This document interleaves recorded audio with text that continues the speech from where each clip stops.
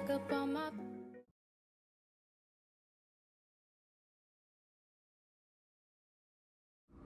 Hey YouTube, welcome back to my channel. As you guys see by the title, today I'm going to be doing my labor and delivery story time.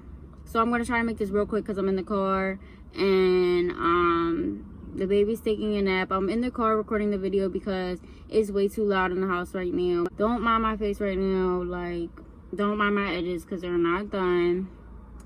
So I'm just going to jump right into the video. I'm trying to make this quick as possible, but I'm going to give you all the details. So I went into labor. April 10th, and April 10th, 2020, obviously. And I'm gonna start the story 2 weeks before that. So I went into labor when I was 38 weeks. So I'm gonna start from when I was 36 weeks. So when I was 36 weeks pregnant, it was like on a Wednesday. I used to go for my appointments every Wednesday. I went for my appointment at 36 weeks and I wasn't dilated at all. I was in a phase. My cervix was high up, so that meant there was no signs of the baby coming anytime soon. But it could change drastically, like within a day, within a week. But it could also take weeks.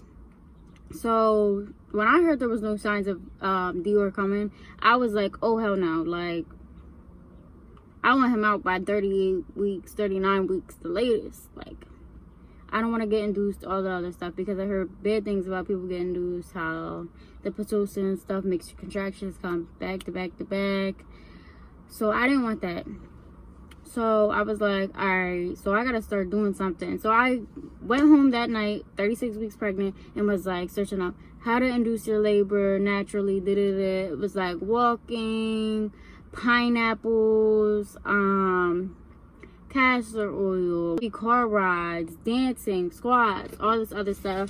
Immediately that night I started walking more, like up and down the steps. I didn't want to induce my labor like right away, like quickly, like, oh, I'm dilated to where I have to go to the hospital at 36 weeks. I just wanted to like dilate myself. So I walked up and down, I walked around the block, I walked up and down the steps a lot, I was on my feet more, I was cleaning, cooking, stuff like that. Like, alright, so that Friday, still 36 weeks, I was on my phone on this app called What to Expect While Expecting, and it's a pregnancy tracker, and they have groups on there, and I was in the April group because obviously I was due April 22nd. And this girl, she was like, how to induce your labor, So she found this video on YouTube called Activating Labor, and it's pretty much a bunch of squats and exercises on how to induce your labor. Like, it's supposed to help you induce labor. So I was like on it. Don't mind my face again, right? Because it's hot as hell out here. It's 85 degrees. But so I was like, something's gotta give. So I started doing that video, but in the video they only give you a couple squats and exercises, and yeah, they give you a couple, like how long you're supposed to do them and stuff, but I did them excessively. Like I did, if they were to do 5 squats, I was doing 20. That's what type of time I was on, honestly. So I started that Friday, and I did it Friday, Saturday, Sunday, and I stopped until my next appointment when I was 37 weeks on Wednesday the next week. So at my 37-week appointment, they checked me again, and I was almost 2 centimeters dilated. I was hype. So I was like, I gotta dilate more. Like, next time I come up in here, I want to be almost ready. Yo, my hair, the humidity is hitting my hair. Don't mind me, I don't look like this all the time, like, but so after my 37-week appointment, I went home and kept doing the activating labor video. I did it all that weekend again, and then I stopped till my next appointment at 38 weeks. At 38 weeks, I was still almost 2 centimeters dilated. She was like, you could be a 2, but you're not quite there. You're almost a 2. So I was at the same spot I was at 37 weeks, and I was pissed. So it was Wednesday. I was 38 weeks. I kept doing the exercises. Wednesday, I did over 50 squats that night. So it was Thursday night at like 8 o'clock, right? It was Thursday night, 8 o'clock. I started doing the squats. I always did them at, like, late as hell. So I did the over 100 squats. I had to do at least 150 squats that night. All different types of squats from the activating labor video, right? So, I did like over 150 of them, like I said. And then I took a shower after. I took like a 30-minute shower. So I was standing on my feet the whole time. After my shower, what I did was, after my shower, it was about, I would say I did the squats, I started the squats 8, 9 o'clock at night. Took a shower by 11 o'clock at night. And by 12, I was out the shower. So, sorry if my times are messed up. My head's all over the place, like. But I was out the shower about like 12 o'clock at night. So, me and my boyfriend were up all night. He was on his game, and I was just, like, cleaning. Like, I just randomly got the urge to clean. So, I was straightening out my room. I was like, the baby's about to come. Everything has to be clean. Everything has to be perfect. So, I started cleaning my room. Then, after that, I went to the kitchen. So, I was in the kitchen for, like, an hour just cleaning, sweeping. Just, like, I just really wanted to clean. So I cleaned for like an hour after that, and I was just chilling. That's after I cleaned my room though. So now it's like 3 a.m., 4 a.m. So I'm still up, I'm dancing and stuff, like I'm just doing random stuff, I'm dancing. And I was just like, nothing seems to be working. Like, you would think I was going to labor. So then I just was like, you know, I'm done exercising, done dancing, done being on my feet. I wanted to lay down in bed. And it was 3, 4 a.m. So I decided to put on some Netflix, watch some Netflix. At the time I was watching, what series was I watching? The show was called Lucifer. So I watched like 3 to 4 episodes of Lucifer. And then I was getting tired. So it was now, I started watching at like 4 a.m., something like that. And started watching it at like 4 a.m. and I was getting tired. And it was now like 6:30, almost 7 o'clock. It probably was about 7 o'clock. And I finally was tired. My boyfriend was getting off his game. He got into bed.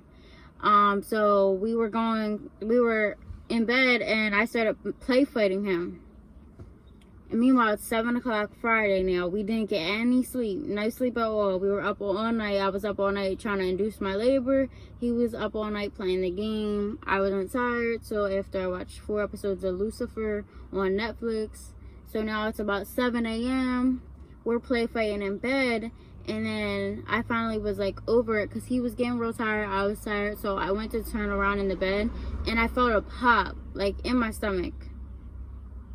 I just felt a pop, and I just sat there. I was just sitting there, and I was just like, what the hell was that? So my boyfriend was like, what?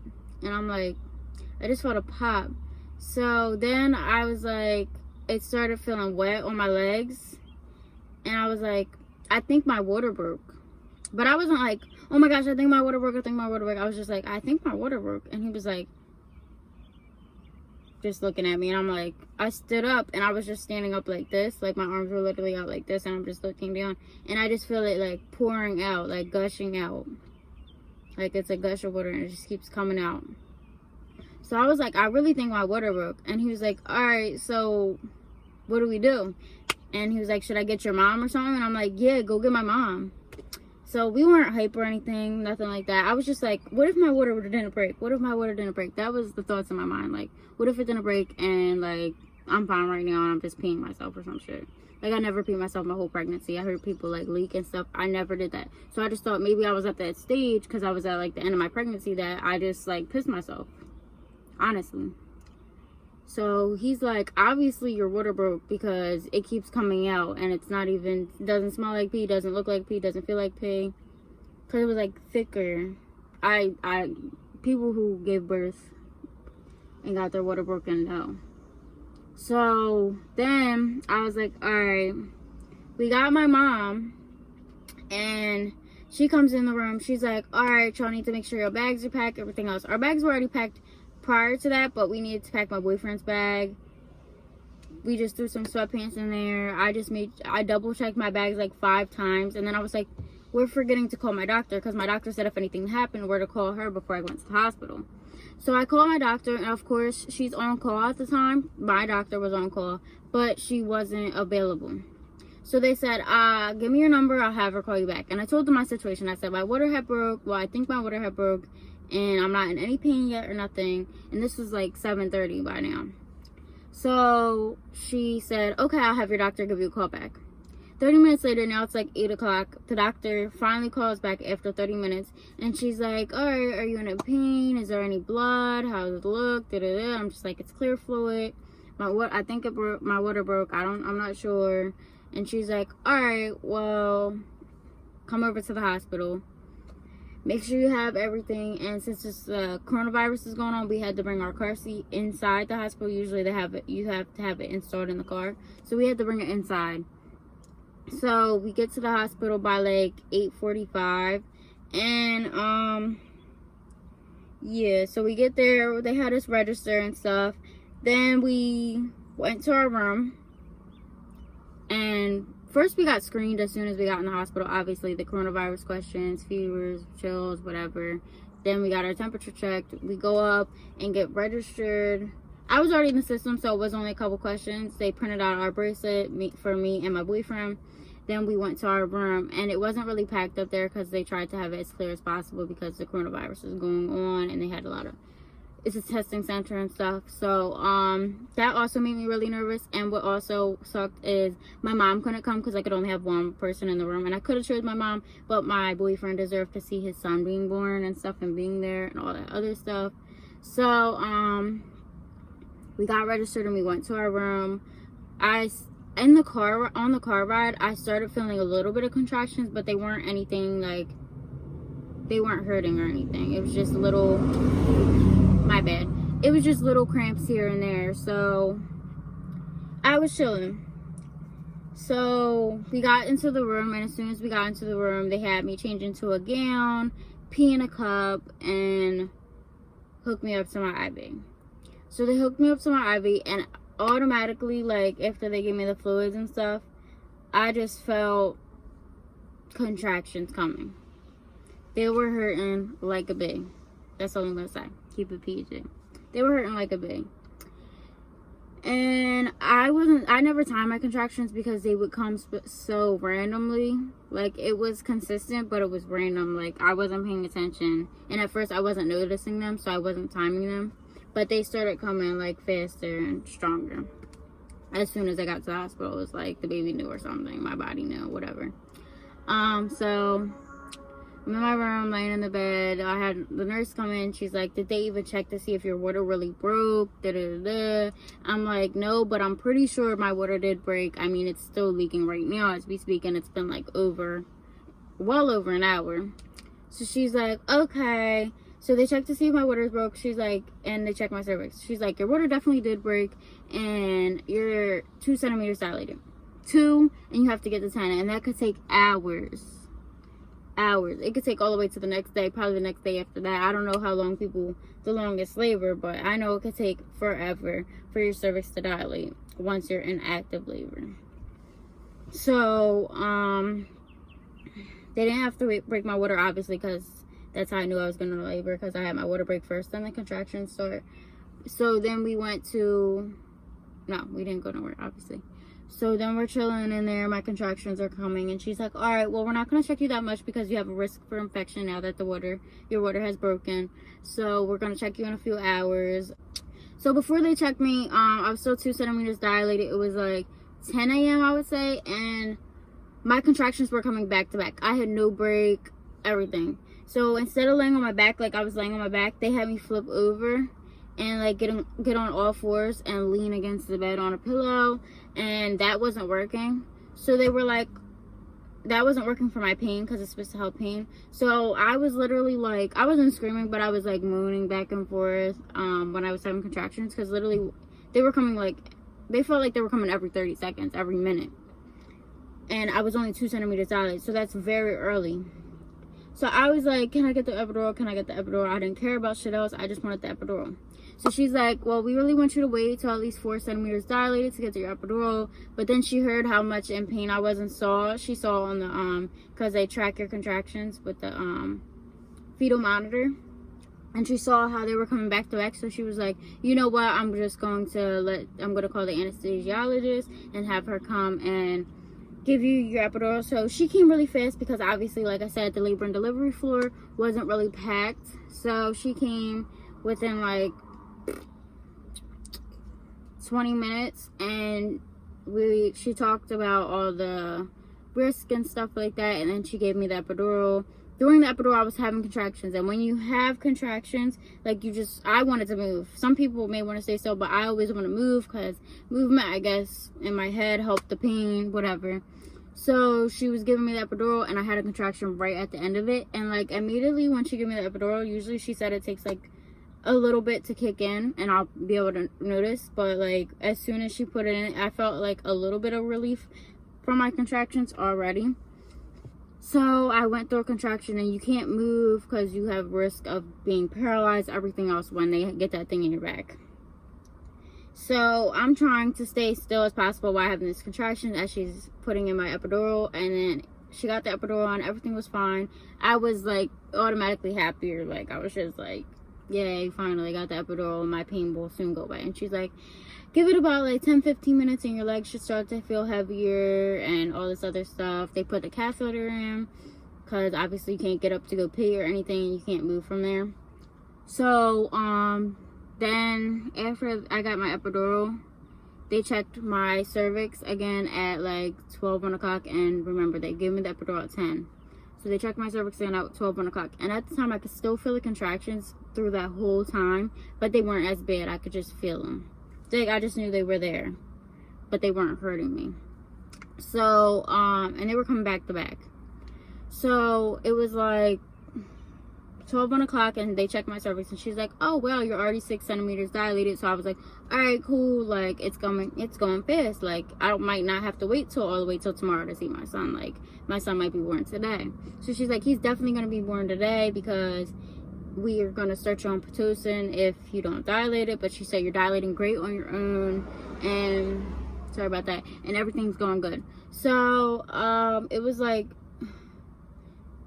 1:30 now, and they noticed the baby's heart rate kept dipping a little bit, and it made me really nervous because they were talking about like maybe having to have a C-section and everything else because they couldn't figure out why his heart rate was dipping. But then they noticed that I was having contractions, like I said, back to back. Like I had like 4 contractions in a row before I had a break, and the break would only last like a minute or two. So they were like, the contractions were coming so fast that the baby was stressing out because every time you have a contraction, the baby pushes down, and it was stressing the baby out. So they were like talking about the chance of having a C-section, everything else, and I was just like, no, I don't want a C-section. Like in my head, I didn't say nothing. I said, they just told me not to worry, that I should be fine. So then they checked my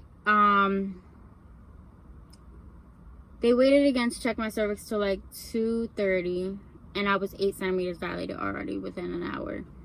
And then I just felt like pressure down there, a lot of pressure. And they're like, well, we're gonna check your cervix again. So they checked at like 2:45, and I was 9 centimeters dilated within 15 minutes of them checking my cervix. And then they checked it again at 3, and I was 10 centimeters dilated. So she got the doctor and everything. Well, she called the doctor, and the doctor took a little bit to come. She took like 15 minutes. No, not 15 minutes. She took like 5 minutes. So it was 3:05, 3:08 when I started pushing.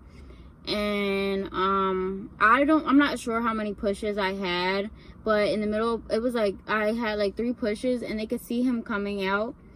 Like I was crowning or whatever, and they're like, all right, his heart rate's still dropping, so we need to get him out as fast as possible just to make sure he's okay and he's not stressed anymore. So they were like, if this doesn't work, like if we keep pushing, we're gonna try a couple more times. If we keep pushing and he doesn't come out, then we're gonna take you back to get a C-section. We're gonna prep for a C-section. So I was like, oh hell no.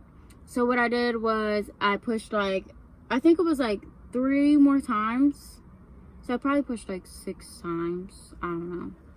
So I pushed like 3 more times and his head popped out, and they had to get a vacuum to pull the rest of his body out, because like they said, his heart rate was dropping, like it was dipping, it was going back up and down, and they just wanted to make sure he was okay. So they took him out, they let me see him, and they rushed him over to the table. I didn't get to hold him at all. He wasn't laid on my chest right away. They just rushed over to make sure he was okay. And he didn't come out crying. Like he was fine. He was looking around, but he didn't come out crying. He was just like looking around. So they were like, he seems okay, but we need him to cry. We really need to cry to make sure his lungs are okay and clear. So they were over there messing with him, rubbing him down with the tail, picking him up, whatever, and getting him to cry. And he would only like cry a little bit. And then finally, after like 5 minutes, he just started screaming, crying for like 2 minutes, and then he was done. Like, he was so calm. So they weighed him and everything. He was 6 pounds, he was 6 pounds, 2 ounces, 9.5 inches long. And so after that, they swaddled him, put him in a diaper, swaddled him, and gave him to me. I held him for a little bit, and then I gave him to his dad. And pretty much after that, I tried to breastfeed him. And yeah, that's pretty much how it went. It was a really fast labor, 8 hours total, and I didn't take forever pushing. I pushed within like 25 minutes, maybe 25 minutes, I don't know. It was something like that. But he was born April 10th, 2020 at 3:36 p.m. And yeah. So I'll put some pictures at the end so you guys could see him when he was first born versus now. And I hope you guys like this video. If you guys did, please give it a big thumbs up. Stay tuned, turn on the post notification bell so you're notified every time I post, and comment video suggestions, or just let me know how I'm doing. And make sure to follow my social medias, because I'm always posting on there. Stay tuned. I'm hot as shit, so I gotta go.